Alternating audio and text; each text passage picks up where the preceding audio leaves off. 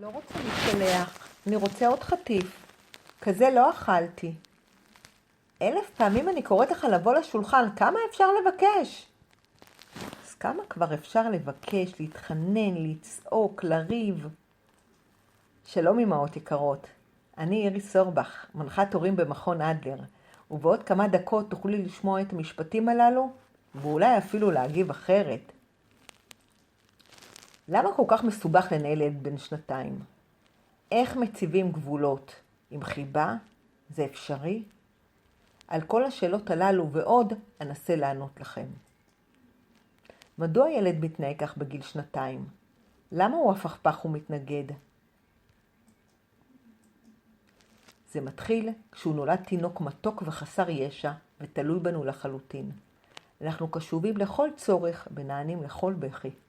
יש בינינו חיבור סימביוטי, קשר קרוב כאילו אנחנו אותו אדם. כך אנחנו מתחילים את הדרך. התחלה מצוינת. בסביבות גיל 1 עד 2 לערך, הילד שלנו מגלה את יכולותיו, כוחותיו, הוא כבר הולך, בונה, מרכיב, מפטפט, אוכל בכוחות עצמו, ואולי אפילו נגמל מחיתול, הוא מרגיש שהוא רוצה לגלות את עצמו ואת העולם. ממקום של תחושת חוסר אונים כתינוק, יש לו עכשיו צורך בשליטה עצמית, בעצמאות, בבחירה. הוא רוצה להיות מועיל ולהחליט בדיוק כמונו. הוא רוצה להצטרף למשחק של הגדולים, כי כך הוא ירגיש חלק מהמשפחה. כדי להרגיש גדול, הוא רוצה קודם להיפרד מהתלות. עד עכשיו הוא היה מחובר לאמא. ומעכשיו הוא רוצה להגדיר את עצמו כאישיות נפרדת ועצמאית. איך הוא עושה זאת? הוא מראה שיש לו רצונות שונים משלנו. הוא מסרב ומתנגד. אם אמא אומרת כן ואני אומר לא, זה אומר שאנחנו אנשים נפרדים, שיש לנו רצונות שונים. הוא בודק גבולות ודורש עצמאות. לא רוצה, אני לבד, רוצה את זה עכשיו, אני מחליט. העצמאות, המרדנות והכעס שהוא מייצר, עוזרים לו לייצר את הריחוק והנפרדות מההורים, ומעניקים לו תחושת שליטה. כך פועל היגיון פשוט של פעוט. זה לא נגדנו, הוא לא עושה דווקא, נהפוך הוא. זה בשירות ההתפתחות התקינה שלו. התהליך טבעי ורצוי. הילד עובד לפי הספר. ואם זה לא מספיק קשה, אז בשלב המרד הזה אנחנו מתחילים לחנך ולהקנות לילד הרגלי סדר וניקיון, מה שלא הופך את התקופה הזאת ליותר נעימה. כמחנכים יש לנו ציפיות ואנחנו מגלים פחות סבלנות. זהו שלב המרד הראשון. מה שישפיע על עיצוב אישיות הילד ועל היחסים בינינו והאווירה בבית יותר מכל, הן התגובות ודרכי החינוך שלנו. אז קחו הרבה אוויר. 4 תובנות חשובות שיעזרו לנו להבין ולפרש אחרת את התנהגות הילד. כשהילד עומד על שלו ואומר לנו לא, זה לא אומר שהוא חסר גבולות. זה לא אומר שאין לנו סמכות הורית. זה לא אומר שיש כאן כישלון חינוכי. הילד דורש עצמאות, כי הוא רוצה להרגיש מסוגל ומשמעותי. ההתנסות העצמאית חשובה להתפתחותו ולבניית הדימוי העצמי שלו. בשלב הזה אין לו בעיה עם כישלון, הוא נופל ומתחיל מחדש. גבול דורש דחיית סיפוקים, וזו מיומנות חשובה ביותר להתמודדות מוצלחת בחיים. תסמכו עליו שהוא יודע להתמודד עם לא. השאלה היא, איך אתם אומרים את הלא? המאבק לא מזיק. הילד זקוק לגבולות שלנו, ובמינון סביר הילד מתחזק, לומד להתמודד עם תסכולים וקונפליקטים, ומייצר את הנפרדות מהוריו שמכינים אותו לעולם שיש בו גם כעסים והגבלות. אז איך מציבים גבולות בגיל המרד? באהבה, באמון ובהמון המון סבלנות. כי לשיתוף פעולה דרושים יחסים טובים.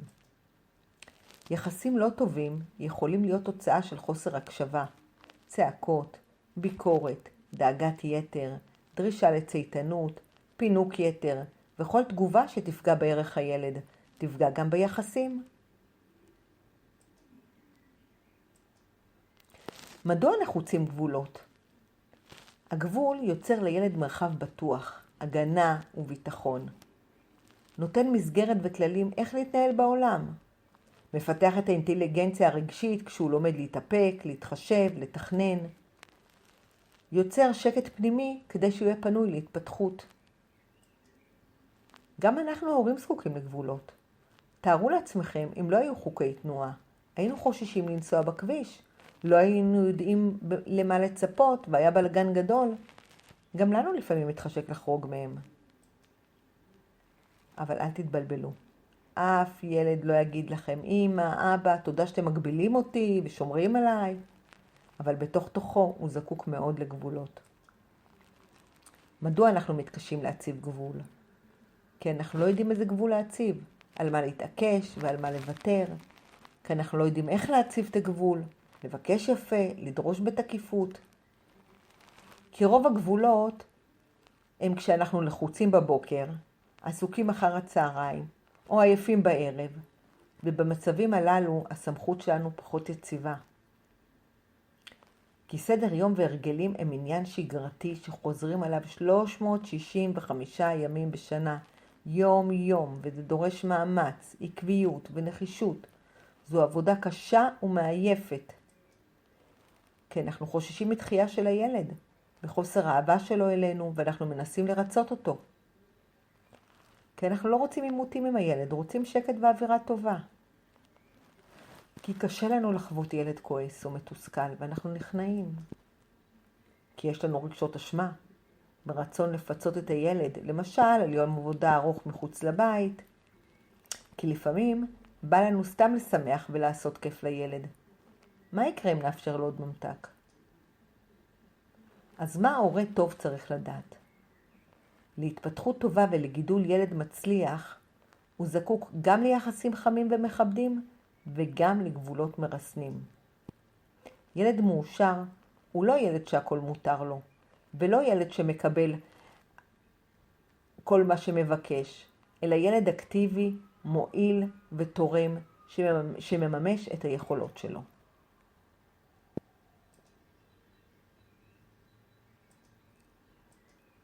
ועכשיו נגלה את 10 העקרונות המשמעותיים להצבת גבולות באהבה. איך בוחרים גבולות? שבו ביחד הורים ועשו רשימה של מה שחשוב לכם אישית, ובחרו את הערכים והגבולות שמתאימים לרוח התקופה, לאישיות שלכם ולמשפחה המיוחדת שלכם. בתחומים כמו תזונה, ניקיון, מסכים, שינה, לימודים, פנאי וכו'. אל תעתיקו מהשכנים. וקחו מההורים שלכם רק מה שמתאים לכם. כל משפחה ומה שטוב לה. בדקו שהגבול נחוץ, הגיוני, ברור וניתן ליישום. איך בודקים? תבדקו מדוע קשה לכם לעמוד בו. תבררו ותעדכנו. 2. המעיטו בגבולות. בחרו את הלא בקפידה. על מה לא תוותרו? ומהם הערכים שתשאירו לבחירה ולניהול העצמי של הילדים? בילוי עם חברים, חוגים, ארוחות. גבולות מעטים יאפשרו לכם להיות שם נחושים וחד משמעיים.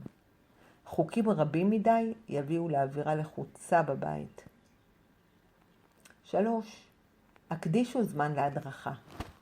הסבירו את הערך והגבול לילדים, בשביל מה הוא נחוץ, ותחתרו להגיע להבנות והסכמות במידת האפשר. למשל, שעת השינה. תסבירו מדוע השינה הכרחית להתפתחות. תודיעו על שעת שינה ותסכמו ביחד על טקס שינה. 4. כשהגבול נפרץ, תאום ציפיות. שוחחו עם הילדים מה קורה כשהגבול נפרץ. איך מודיעים, מתי, מה הסיבות לכך. הודיעו מראש לילדים מה התוצאה של הפרת הגבול. בחרו תוצאה שאתם יכולים לעמוד בה. אל תגזימו. אם נגלה שהגבול לא ניתן ליישום לא עובד, נעדכן אותו בהתאם. למשל, אם תתנהג לא יפה אצל החבר, לא תלך אליו יותר. יותר זו תוצאה מרחיקת לכת. נגיד, אם נראה שקשה לך, נחזור הביתה ונבקר אותו בפעם אחרת כשתגדל קצת. 5. דוגמה אישית. אנחנו מודל לילדים, והגבולות הללו חלים קודם עלינו, כי ילדים לומדים מהמעשים שלנו ופחות מעטפות. אם קבענו שלא יושבים עם טלפונים בשעת הארוחה, אז גם אנחנו לא. אם החלטנו שבבית לא צועקים, אנחנו לא נצעק, גם כשהם יעצבנו אותנו. 6. דיבור קצר ואדיב. כשאנחנו מציבים גבול, נדבר קצר, ברור ואדיב. בלי הסברים, כבר הסברנו קודם בשיחה המקדימה. בלי לצעוק, בלי לתחקר למה. באדיבות. את הלא כבר אמרנו, לפחות נהיה אמפתיים. יש מצב שהילד יבכה, יצעק, יתלונן. אם לא נתמוטט מזה ונכיל אותו, גם הוא יוכל להכיל את התסכול שלו ביתר קלות. בתוך זמן קצר יבין שאתם נחושים במיוחד כשאתם אומרים פעם אחת בלבד. דוגמה לתגובה הולמת, הילד משחק בגן וצריכים לחזור הביתה. נתקרב אל הילד, נשים לו בחביבות יד על הכתף, ונגיד באופן ברור ואדיב, השעה 6, אנחנו חוזרים עכשיו הביתה. שפת הגוף שלנו בכיוון ברור של הליכה הביתה, התקרבנו אליו, כיבדנו אותו.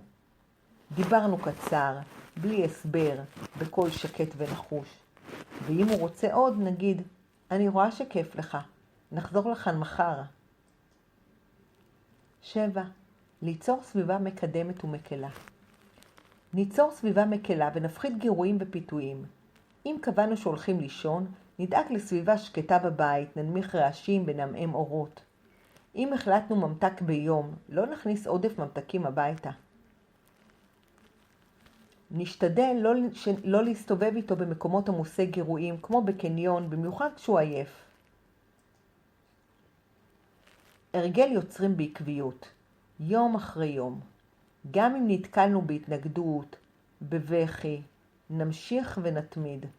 חזרות יומיומיות, שקטות ורגועות. הרגל יוצרים בסבלנות. למשל, אם קבענו גבול שמתקלחים כל יום, אז מקפידים יום-יום. אפשר להתייעץ עם הילד מתי במהלך היום מתאים לו ולבדוק שזה אפשרי. גם בחופשה מתקלחים וגם בימי שגרה. גם בחורף וגם בקיץ. וגם אנחנו מתקלחים כל יום. זו עקביות. ריאליות וגמישות היא שם המשחק.